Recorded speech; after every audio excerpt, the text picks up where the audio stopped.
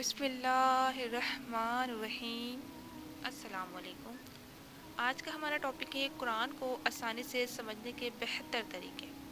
ہم میں سے اکثر لوگوں کو قرآن سمجھنا سب سے زیادہ مشکل کام لگتا ہے، کیونکہ ہم سوچتے ہیں کہ قرآن عام انسان کے لیے نہیں ہے۔ ہم سمجھتے ہیں کہ قرآن کو ایک عالم دین کے علاوہ کوئی بھی نہیں سمجھ سکتا۔ غلط لگتا ہے، قرآن ہر انسان کے لیے ہے، پھر وہ مسلمان ہو یا غیر مسلم ہو، اسے ہر کوئی آسانی سے سمجھ سکتا ہے۔ بس فرق اتنا سا ہے کہ قرآن کو سیکھنے کے لیے قرآن کو باقاعدگی سے پڑھنا پڑتا ہے۔ جب آپ قرآن کو باقاعدگی سے پڑھنے لگتے ہیں تو یہ خود بخود اپنے اندر چھپی ہوئی پہلیاں آپ کے سامنے آیا کرنے لگتا ہے۔ تو آج سے ہم نے یہ چند چیزیں ہیں جو قرآن کو سیکھنے کے لیے فالو کرنی ہے۔ قرآن کا ترجمہ۔ اگر تو آپ کو عربی زبان سمجھ میں آتی ہے تو آپ عربی زبان میں قرآن پڑھیں، لیکن اگر عربی سمجھ نہیں آتی تو یہ ضروری ہے کہ آپ قرآن کو عربی زبان میں پڑھنے کے ساتھ ساتھ اس زبان میں بھی پڑھیں جو آپ کو بآسانی سمجھ میں آ جاتی ہے۔ ہر زبان میں قرآن کا ترجمہ موجود ہے تو آپ نے وہی ترجمہ پڑھنا ہے جو آپ کی زبان میں لکھا گیا ہے، تاکہ آپ کو یہ پتہ چل سکے کہ قرآن میں کیا لکھا گیا ہے۔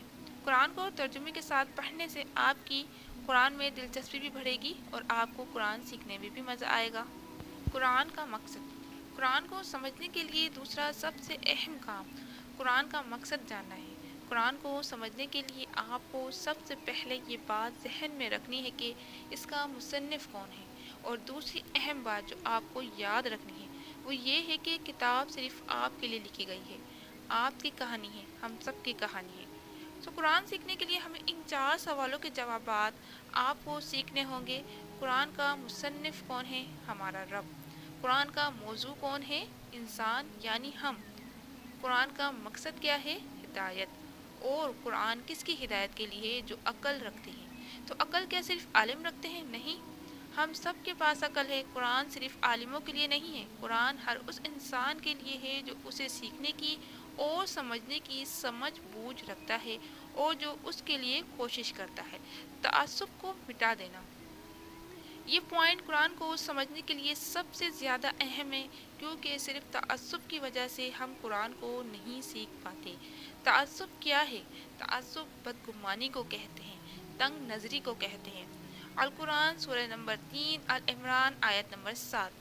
ترجمہ: وہی تو ہے جس نے تم پر کتاب نازل کی جس کی بعض آیتیں محکم ہیں اور وہی اصل کتاب ہے اور بعض متشابہ ہیں۔ تو جن لوگوں کے دلوں میں کجی ہے اور متشابہات کا اتباع کرتے ہیں تاکہ فتنہ برپا کریں اور مراد اصلی کا پتہ لگائیں، حالانکہ مراد اصلی اللہ کے سوا کوئی نہیں جانتا۔ اور جو لوگ علم میں دستگاہ کا عمل رکھتے ہیں وہ یہ کہتے ہیں کہ ہم ان پر ایمان لائے، یہ سب ہمارے پروردگار کی طرف سے ہے، اور نصیحت تو عقل مند ہی قبول کرتے ہیں۔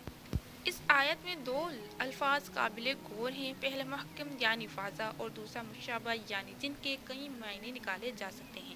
تو اللہ پاک اس آیت میں فرما رہے ہیں کہ کچھ لوگ ایسے ہوتے ہیں جو قرآن کو ہدایت کے لیے نہیں پڑھتے، اس لیے وہ لوگ ان آیت کے پیچھے پڑ جاتے ہیں جو مشابہ ہوں، یعنی وہ واضح نہ ہوں تاکہ وہ ان آیتوں کے معنوں میں ہیر پھیر کر کے زمین پر فساد برپا کر سکیں۔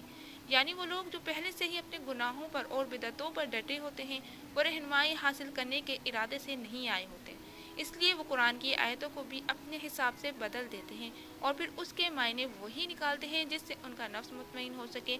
تو ایسے لوگوں کے لیے تو قرآن ہدایت کا ذریعہ نہیں بنتا۔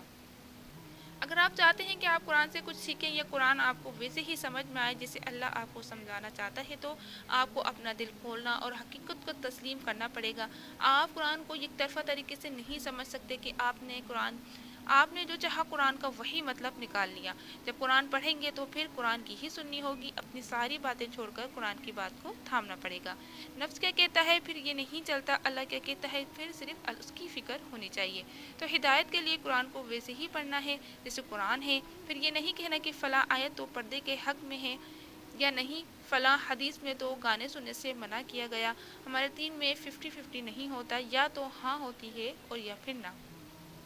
آیات کا پس منظر جاننا، قرآن کو سمجھنے کے لیے ہر آیت کے پیچھے چھپی کہانی کا علم ہونا بہت ضروری ہے، جیسے کون سی آیت کب، کیوں اور کس نبی پر نازل ہوئی۔ انبیاء کی کہانیاں اس لیے قرآن میں موجود ہیں تاکہ ہم ان کی کہانیوں سے سبق حاصل کریں، تاکہ جن قوموں کو پہلے کامیابی ملی ہم انہی کی طرح بن سکیں، اور جو قومیں ہلاک ہو گئیں ان سے یہ سیکھ سکیں کہ وہ کون سی برائی کی وجہ سے ہلاک ہوئیں، تاکہ ہم وہ برائی نہ دہرائیں۔ جیسے اگر کسی آیت میں معجزوں کی اللہ کی مدد کی خوشخبری سنائی گئی ہے تو ہم پہ فرض ہے کہ ہم پہلے یہ جانیں کہ وہ خوشخبری کن لوگوں کے لیے سنائی گئی ہے۔ پھر ہی ہمیں پتہ چلے گا نا کہ یقین رکھنے والوں اور صبر کرنے والوں کے لیے اللہ کی مدد ہے، یا نہ کہ مایوس ہونے والوں اور شکوہ کرنے والوں کے لیے۔ آیتوں کا پس منظر جانیں گے تو ہی سمجھ آئے گا کہ ہمیں کیا کرنا ہے اور کیا نہیں کرنا، اور جب ہم یہ سیکھیں گے کہ تب ہمیں پتہ چلے گا کہ یہ جو حدیں اللہ نے مقرر کی ہیں یہ اللہ نے اپنی خوشی کے لیے نہیں کی، اس رب کو خوش ہونے کے لیے کسی کی بھی ضرورت نہیں ہے، بلکہ یہ سب اللہ نے ہماری بہتری کے لیے مقرر کیا ہے۔ تو جب تک آیتوں کو ٹٹولو گے نہیں تب تک قرآن سمجھ میں نہیں آئے گا۔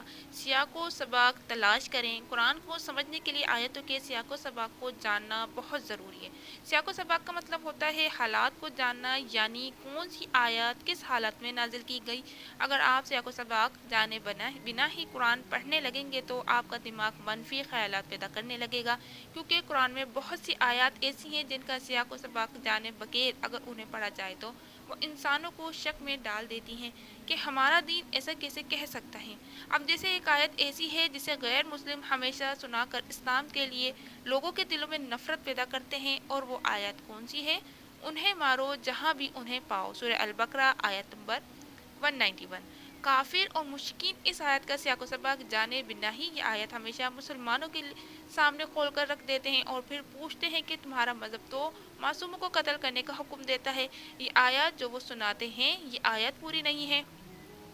یہ آیت تو کچھ یوں ہے، اور انہیں قتل کرو جہاں کہیں بھی انہیں پاؤ، اور نکالو ان کو وہاں سے جہاں سے انہوں نے تم کو نکالا ہے، اور فتنہ قتل سے بھی بڑھ کر ہے، یہاں مسجد احرام کے پاس جسے امن کی جگہ بنا دیا گیا ہے ان سے جنگ مت کرو جب تک وہ تم سے اس میں جنگ نہ چھیڑیں، یہی بدلہ ہے کافروں کا۔ یہ آیت جنگ کے دوران نازل کی گئی تھی، اور اس آیت میں جہاں یہ ذکر کیا ہے کہ جہاں بھی انہیں پاؤ انہیں مارو، یہ سیلف ڈیفینس کے طور پر نازل کی گئی تھی کہ خود کو بچانے کے لیے جو ممکن کوشش ہو وہ کرو۔ یہاں کسی معصوم اور بے گناہ کی جان لینے کا نہیں کہا گیا۔ جب بھی جنگ ہوتی تھی تو آپ صلی اللہ علیہ وسلم اپنے لشکر کو یہی تاکید کرتے تھے کہ خیانت نہ کرنا، بچوں اور عورتوں اور گرجا گھروں میں عبادت کرنے والوں کا قتل نہ کرنا، نہ درختوں کو جلانا اور نہ ہی جانور کو بغیر کسی مصلحت کے مارنا۔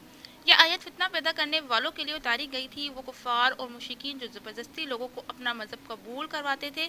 تو مسئلہ یہی ہے کہ جب کسی آیت کے آپ کو سیاق و سباق کا ہی نہیں پتہ تو پھر اس آیت کو آپ جس مرضی طرف لے جائیں۔ قرآن سیکھنے کے لیے ضروری ہے کہ آپ یہ جانیں کہ کون سی آیات اور کون سی صورت کب اور کیوں نازل کی گئی تھی، یا کہ آپ ان آیتوں کو عجیب نہ جانیں اور آپ کو اللہ کی حکمتیں سمجھ میں آ سکیں۔ قرآن جرنلنگ اور آخری اہم پوائنٹ یہ ہے کہ جو بھی پڑھیں اسے لکھ کر اپنے پاس محفوظ کر لیں۔ ایک تو اس سے آپ کو یہ فائدہ ہوگا کہ اگلی دفعہ جب وہی صورت پڑھیں گے تو آپ کے پاس اس صورت کے بنے بنائے نوٹس موجود ہوں گے، اور ایسے آپ کو زیادہ محنت نہیں کرنی پڑے گی۔ اور دوسرا فائدہ یہ ہوگا کہ جو لکھیں گے وہ ہمیشہ یاد رہے گا۔ تو جب بھی کوئی آیت پڑھیں اس آیت کا پس منظر، سیاق و سباق اور اس آیت میں ہمیں کیا کرنے کا حکم دیا گیا ہے اور کس سے روکا گیا ہے وہ لکھ لیں۔ یوں آپ کی قرآن کو سمجھنے میں دلچسپی بھی بڑھے گی اور آپ کے لیے قرآن کو سمجھنا آسان ہو جائے گا۔ شکریہ۔